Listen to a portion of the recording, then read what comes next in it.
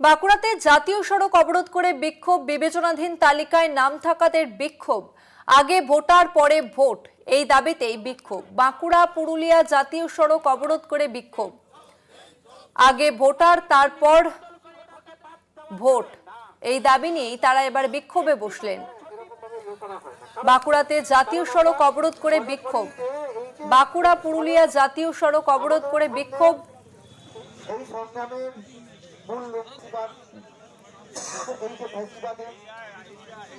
বিবেচনাধীন তালিকায় নাম থাকাদের বিক্ষোভ।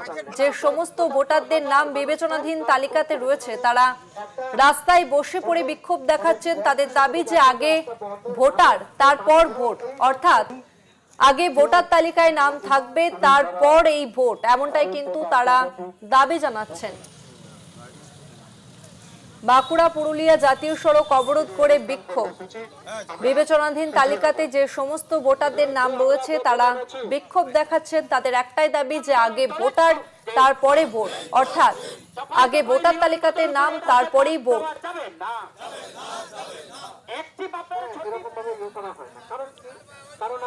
হাতে প্ল্যাকার্ড নিয়ে তারা রাস্তায় বসে পড়ে বিক্ষোভ দেখাচ্ছেন, সে ছবি আপনারা দেখতে পাচ্ছেন।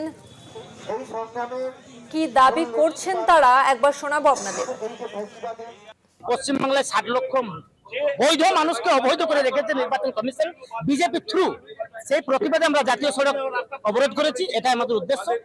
আজকে নির্বাচন কমিশনের আধিকারিকরা না এলে আমাদের অবরোধ চলবে। এমনও মানুষ আছেন যিনি প্রায় 30 বছর জাতির সেবা করেছেন, সিআরপিএফ এর একজন জওয়ান, রেডিও অপারেটর ছিলেন, সেই মানুষও আজকে ভোটার তালিকা থেকে বাদ। একাধিক মানুষ আছে যারা পেনশন হোল্ডার, পারিবারিক পেনশন হোল্ডার, সেই ধরনের মানুষদেরও আজকে ভোটার তালিকা থেকে নাম বাদ, তাদের বিচারাধীন বলা হচ্ছে। যেন নিয়ম বদল করে ভোটে বাদ দেওয়া যাবে না। একটি বাপের